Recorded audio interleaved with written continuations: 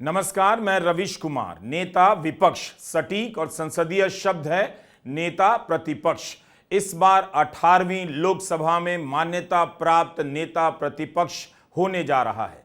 कांग्रेस ने अभी तक कोई फैसला नहीं किया, लेकिन सवाल है कि क्या राहुल गांधी इस बार नेता प्रतिपक्ष का पद संभालेंगे, क्योंकि अब मोदी सरकार के लिए कांग्रेस को नेता प्रतिपक्ष का पद नहीं देना मुश्किल होगा। नियम के अनुसार तो पहले ही मिल जाना चाहिए था, लेकिन तब परंपरा का बहाना बनाकर नहीं दिया गया। हम आज के वीडियो में 2014 में नेता प्रतिपक्ष नहीं बनाए जाने की राजनीति पर बात करने वाले हैं।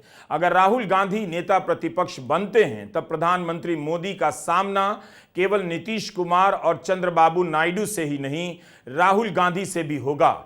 नेता प्रतिपक्ष एक संवैधानिक पद है और उसे कैबिनेट मंत्री का दर्जा हासिल है। सैलरी और अन्य भत्ते भी कैबिनेट मंत्री के बराबर दिए जाते हैं।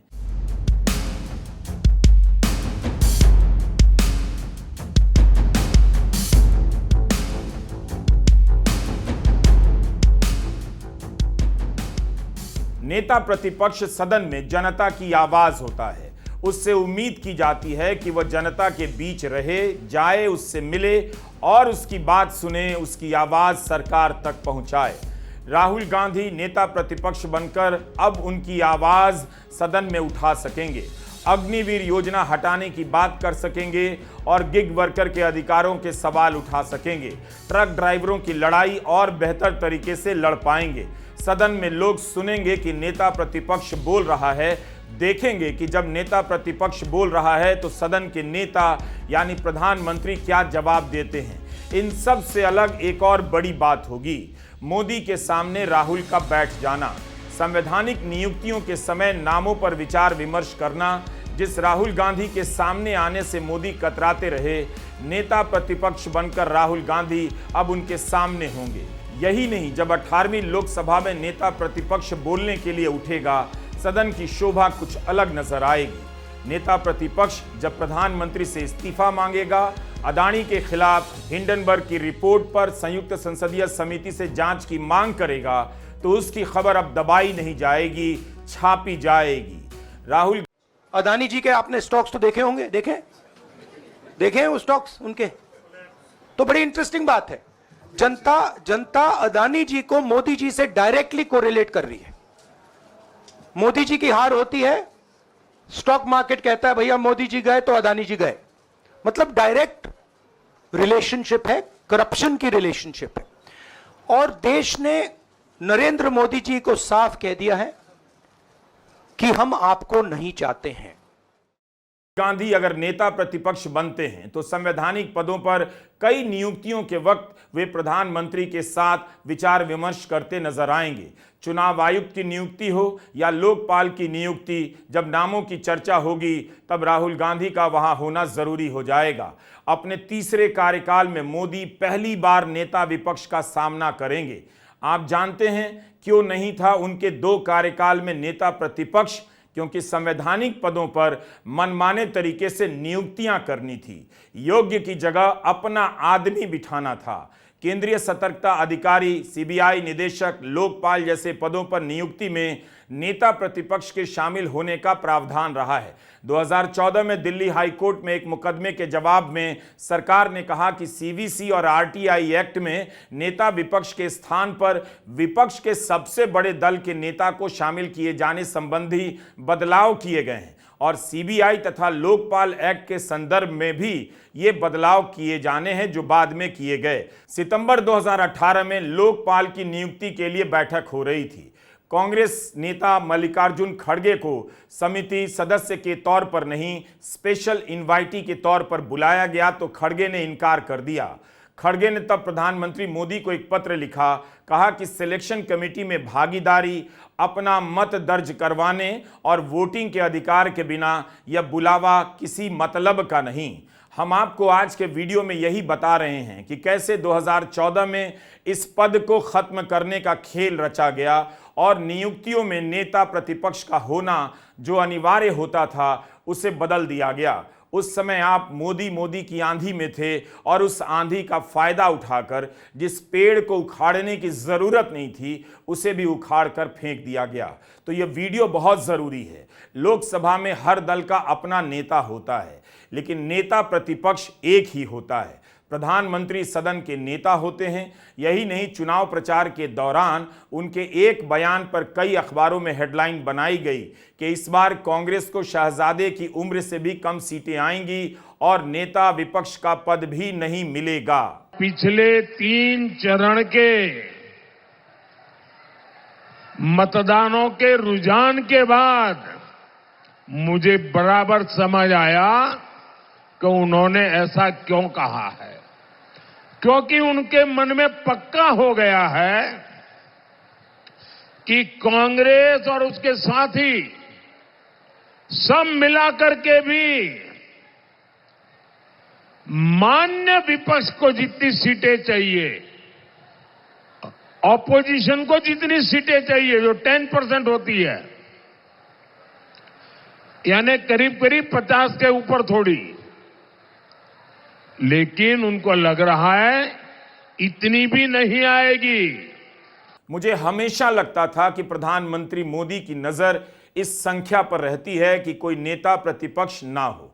झारखंड के चतरा में उन्होंने बाकायदा गणित भी समझा दिया कि नेता विपक्ष का पद नहीं मिलेगा। चुनावी भाषण में इसकी कोई जरूरत नहीं थी, लेकिन जब आप भीतर गलत सोच रखते हैं तो वह किसी न किसी रूप में प्रकट हो जाता है।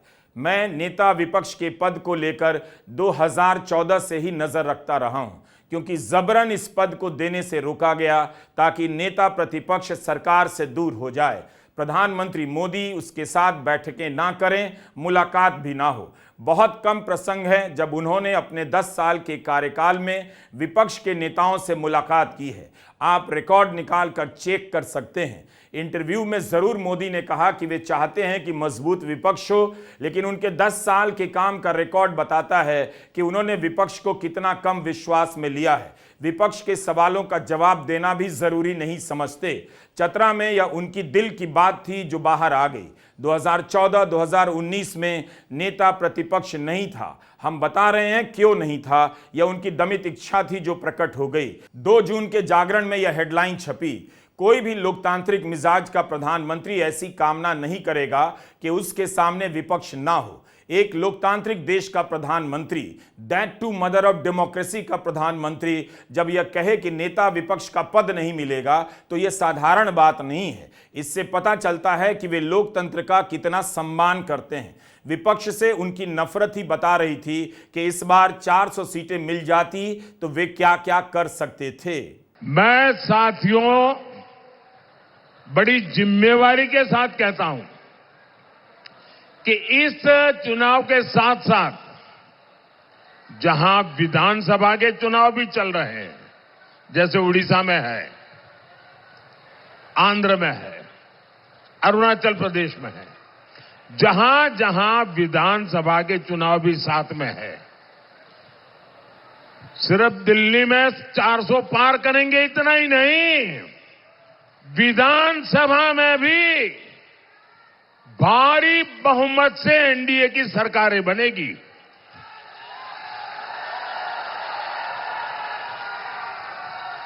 और ये शहजादे को, उनकी पार्टी को, उनकी उम्र से भी कम सीटें मिलने वाली हैं। प्रधानमंत्री मोदी का यह अहंकार टूट गया। जनता ने यह समझ लिया कि अगर विपक्ष ही नहीं बचा तो जनता भी नहीं बचेगी।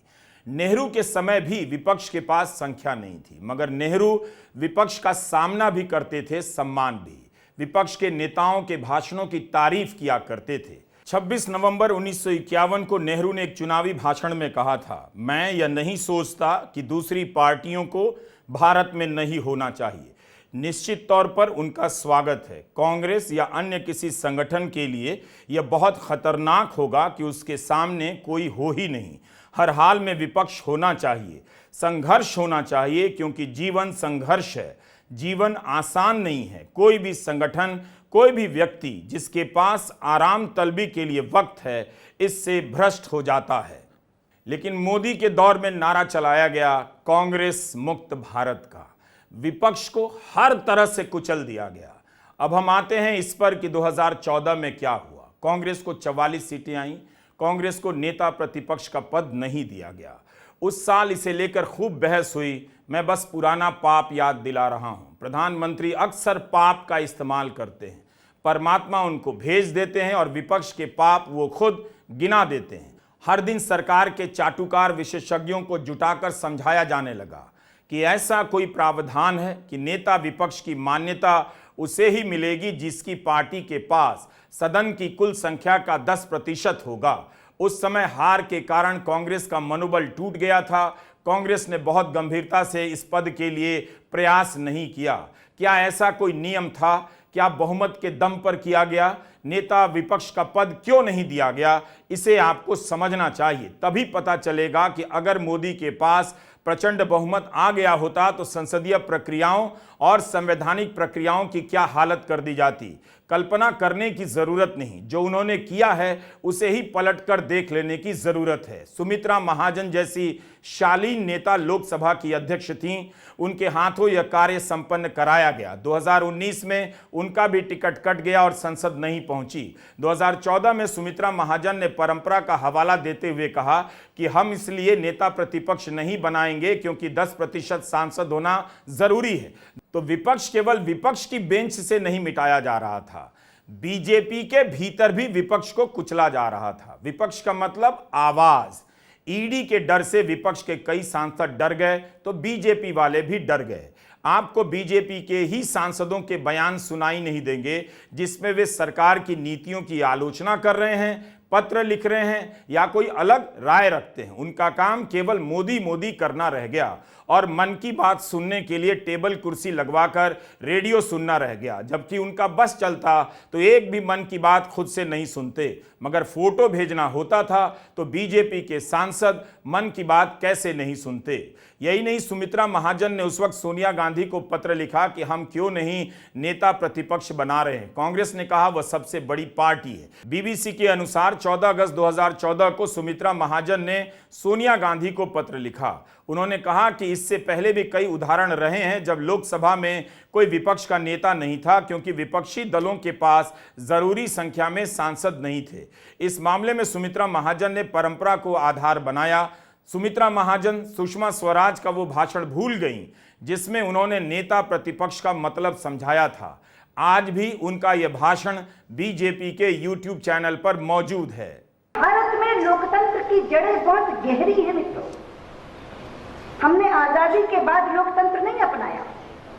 जब इस देश में राजशाही थी उस समय भी हमारे गांवों में पंचायत की व्यवस्था इसी लोकतंत्र में से निकली थी।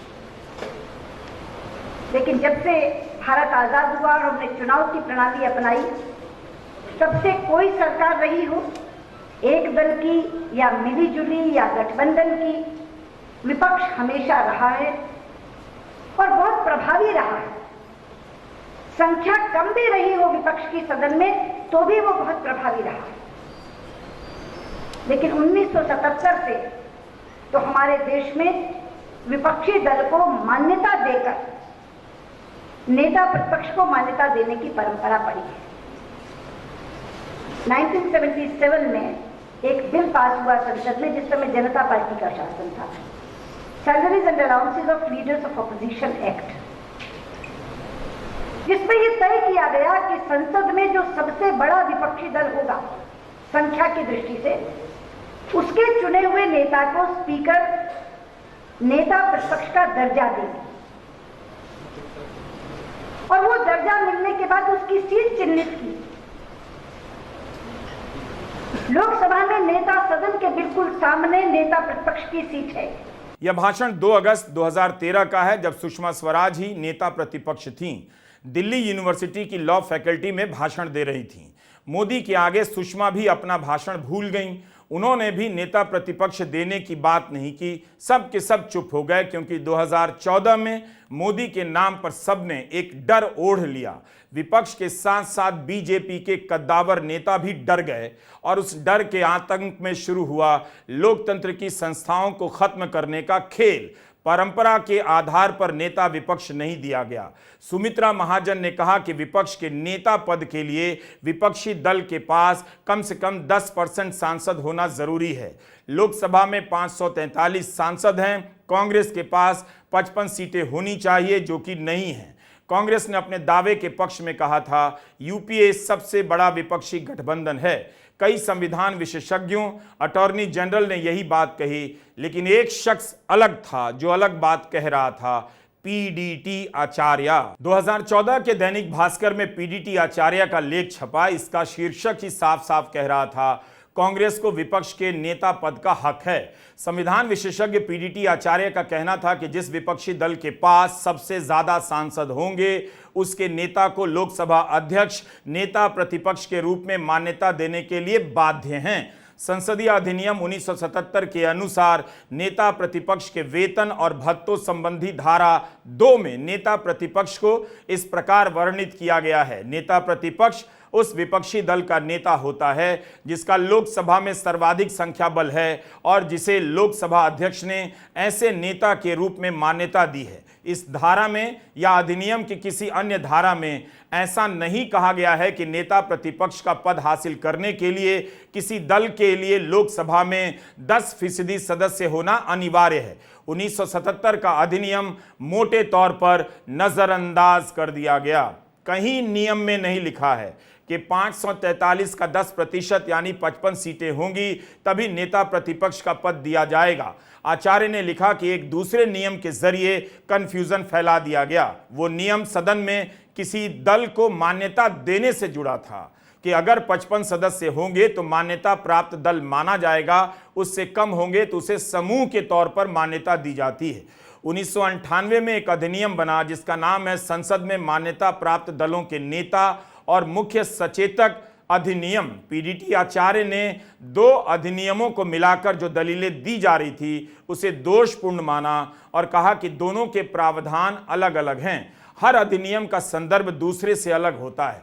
आप 1977 के अधिनियम को 1998 के अधिनियम से नहीं मिला सकते। उनका यही कहना था कि 1977 के अधिनियम में नेता प्रतिपक्ष की जो परिभाषा दी गई वही अपने आप में काफी है। सुषमा स्वराज ने भी यही कहा, नेता प्रतिपक्ष के लिए जरूरी है कि लोकसभा में वह सबसे बड़ी विपक्षी पार्टी हो, लोकसभा अध्यक्ष उसे मान्यता दें। आचार्य ने यह भी लिखा कि नेता प्रतिपक्ष का पद वैधानिक पद है और इसके वैधानिक दायित्व होते हैं। ऐसे में यदि इस बात पर जोर दिया गया कि किसी दल के पास 55 सदस्य होने पर ही नेता प्रतिपक्ष होगा, अन्यथा नहीं, तो ऐसी कई वैधानिक समितियों का कामकाज ठप हो जाएगा जिसमें नेता प्रतिपक्ष सदस्य होता है। सबको पता था कि 2014 में गलत किया गया है, लेकिन सब चुप रहे। हमने उस वक्त अदानी पूर्व एनडीटीवी में इस पर कई प्रोग्राम किए। जून से लेकर जुलाई 2014 के बीच मैंने प्राइम टाइम के कई एपिसोड किए थे। पहली बार संसदीय प्रणाली को समझने के लिए पीडीटी आचार्य की संपादित यह किताब हमने खरीदी और मंगाई, जिसे एमएन कौल और एसएल शक्धर ने लिखा है। इस किताब को भी पढ़ा, इसमें भी वही बात लिखी थी, हर सांसद को यह किताब पढ़नी चाहिए। कहीं नहीं लिखा है कि 543 सीटों का 10% यानी 55 सीटें आएंगी तभी नेता प्रतिपक्ष की मान्यता मिलेगी। यह पहली बार नहीं हुआ था। 1984 में एनटी रामाराव की पार्टी सबसे बड़ी पार्टी बनी, लेकिन नेता विपक्ष का पद नहीं दिया गया। वो गलत था। मोदी के पास मौका था उसे सही करने का, लेकिन अपने फायदे के लिए उसे परंपरा बना दिया गया। 1977 में जनता पार्टी की सरकार ने पहली बार salary and allowances of leaders of opposition act pass किया।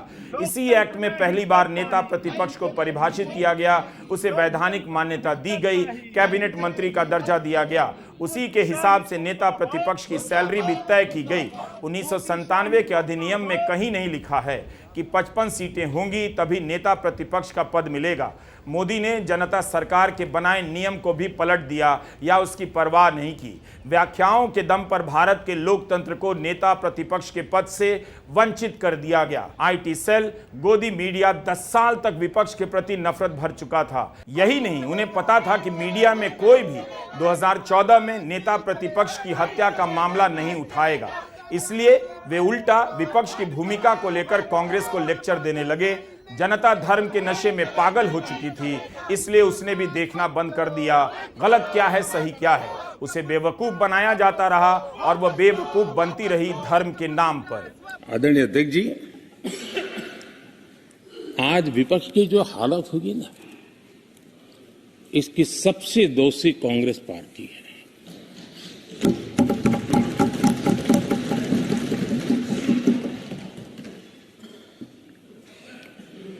कांग्रेस को एक अच्छा विपक्ष बनने का बहुत बड़ा अवसर मिला और 10 साल कम नहीं होते, लेकिन 10 साल में उस दायित्व को निभाने में भी वे पूरी तरह विफल गए। और जब खुद विफल हो गए तो विपक्ष में और भी होनहार लोग हैं, उनको भी उभरने नहीं दिया। और मैं हमेशा चाहता हूं कि देश को एक स्वस्थ अच्छे विपक्ष की बहुत जरूरत है। प्रधानमंत्री मोदी ने कई बार कहा है कि वे चाहते हैं कि विपक्ष मजबूत हो, लेकिन जो हो रहा था उससे तो कभी नहीं लगा कि विपक्ष को मजबूत किया जा रहा है। उनकी शान में आज तक की एक मालकिन ने कहा, अगर दूसरा पक्ष है ही नहीं, उसका वजूद ही नहीं है, तो हम उसका पक्ष नहीं पेश कर सकते। इंडिया टुडे कॉन्क्लेव में कलीपुरी ने यह कहा था। मतलब यही था कि जब विपक्ष ही नहीं है तो विपक्ष की बात हम कैसे करें। हर किसी को पता होना चाहिए, जब तक इस देश में एक आदमी जिंदा है, जनता जिंदा है, तब तक इस देश में विपक्ष है। सरकार बनाने वाली पार्टी को वोट देने वाली जनता भी सरकार के बन जाने के बाद विपक्ष हो जाती है। कोई चैनल की मालकिन कैसे कह सकती हैं कि विपक्ष दिखाई नहीं देता। दरअसल यही हुआ 10 साल में। आपके भीतर विपक्ष के प्रति नफरत भर दी गई और गोदी मीडिया से विपक्ष की मामूली बातों को गायब कर दिया गया। सबने देखा विपक्ष के मुख्यमंत्रियों को जेल में डाला गया, विपक्ष के नेताओं के घर पर छापे पड़े, दलों को तोड़ दिया गया। मोदी अपनी लोकप्रियता की आंधी में अहंकारी होने लगे। उन्हें लगता था कि यह आंधी कभी थमेगी नहीं, लेकिन पता होना चाहिए था कि आंधियों में जो पेड़ गिरा करते हैं, उनकी जड़ों से नए पौधे निकल आते हैं, जो आगे चलकर फिर से पेड़ बन जाते हैं। गोदी मीडिया ने कोशिश तो बहुत की कि भारत की महान जनता के सामने से विपक्ष गायब हो जाए, तभी मैं गोदी मीडिया को भारत के लोकतंत्र का हत्यारा कहता हूं। इसके बाद भी विपक्ष के नेता अपनी एकता का प्रदर्शन कर रहे हैं। 5 जून को तमिलनाडु के मुख्यमंत्री एम.के. स्टालिन ने अपनी तस्वीर ट्वीट नहीं की, बल्कि उसमें 2 लोग और थे, राहुल गांधी और अखिलेश यादव। उन्हें भाई कहा। जब अखिलेश यादव ने ट्वीट किया तो उसमें केवल अखिलेश यादव नहीं थे, सारा विपक्ष था। तेजस्वी यादव के ट्वीट में भी केवल तेजस्वी नहीं थे। विपक्ष दिखता रहे, इसलिए विपक्ष के नेता विपक्ष के नेताओं को दिखाने में लगे हैं। शरद पवार ने भी ट्वीट करते हुए लिखा, यह सामूहिक प्रयास लोकतंत्र को मजबूत करने के लिए जरूरी है। कल्पना सोरेन ने लिखा, विपक्ष की यह आवाज पुरजोर तरीके से सदन में गूंजती रहेगी। 5 जून को विपक्ष की बैठक में यही फैसला हुआ, जोड़ तोड़कर सरकार नहीं बनाएंगे।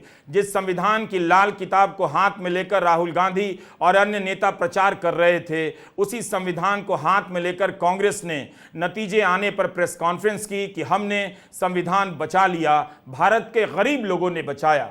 चुनाव का पहला मकसद हासिल कर लिया गया है। तो एक बात बहुत कही जाती है डेमोक्रेसी के बारे में कि in democracy opposition has its say but the government has its way. But I add to it, where government doesn't have numbers, then the opposition has its way. इस बार प्रधानमंत्री मोदी के पास अपना नंबर नहीं है। 272 का आंकड़ा अकेले बीजेपी को नहीं मिला। एनडीए का नंबर तो है, लेकिन मोदी हमेशा खुद को अकेला ही तो बताते रहे। राज्यसभा में एक बार प्रधानमंत्री मोदी ने कहा, एक अकेला मोदी सबसे लड़ रहा है। उन्होंने अपने सहयोगियों का नाम नहीं लिया, अपनी पार्टी के अन्य नेताओं का भी नाम नहीं लिया, तो अकेले दम पर मोदी को बहुमत तो नहीं मिला। चुनाव प्रचार की होर्डिंग पर केवल मोदी ही दिख रहे थे। वे हमेशा यही कहते रहे, एक अकेला सब पर भारी। अब क्या हुआ? बीजेपी के बाकी नेता डर के मारे चुप हो गए। 1989 में राजीव गांधी को 193 सीटें आई, उनके गठबंधन को बहुमत नहीं मिला।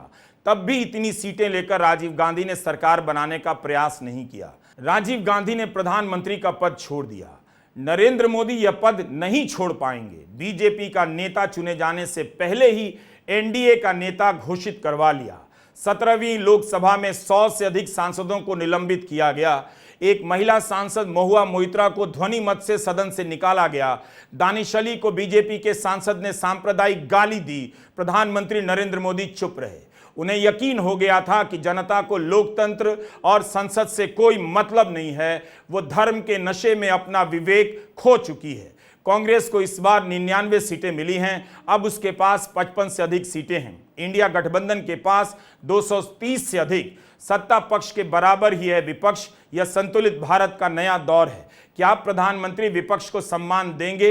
इंडिया गठबंधन को इंडी ही कहेंगे या इंडिया कहेंगे? एक तरफ सरकार के सहयोगी मंत्री पद मांग रहे हैं, शर्तें रखने लगे हैं। दूसरी तरफ विपक्ष अपनी भूमिका में आज से ही आ गया है। जयराम रमेश ने विपक्ष के तौर पर सवाल पूछना शुरू कर दिया है। आने वाले 1/3 प्रधानमंत्री से हमारे 4 सवाल हैं, 2 आंध्र प्रदेश को लेकर और 2 बिहार को लेकर। आंध्र प्रदेश में पहला सवाल है, 30 अप्रैल 2014 को पवित्र शहर तिरुपति में नरेंद्र मोदी जी ने यह वादा किया था कि आंध्र प्रदेश को विशेष दर्जा दिया जाएगा, स्पेशल कैटेगरी स्टेटस, ताकि निवेश भारी मात्रा में आए। 10 साल हुए, ये नहीं हुआ। क्या अब वो आंध्र प्रदेश को स्पेशल कैटेगरी स्टेटस देंगे, विशेष दर्जा देंगे? दूसरा सवाल, विशाखापट्टनम में बहुत बड़ा इस्पात का कारखाना है, उसको निजीकरण करने के लिए पिछले कुछ 5 सालों से नरेंद्र मोदी जी लगे हुए हैं। क्या ये सारी पार्टियां ने इसका विरोध किया है? क्या अभी भी वो निजीकरण के पक्ष में है? क्या वो साफ से कहेंगे कि निजीकरण नहीं कराएंगे विशाखापट्टनम स्टील प्लांट का? संसदीय लोकतंत्र में नेता प्रतिपक्ष एक अनिवार्य पद होता है।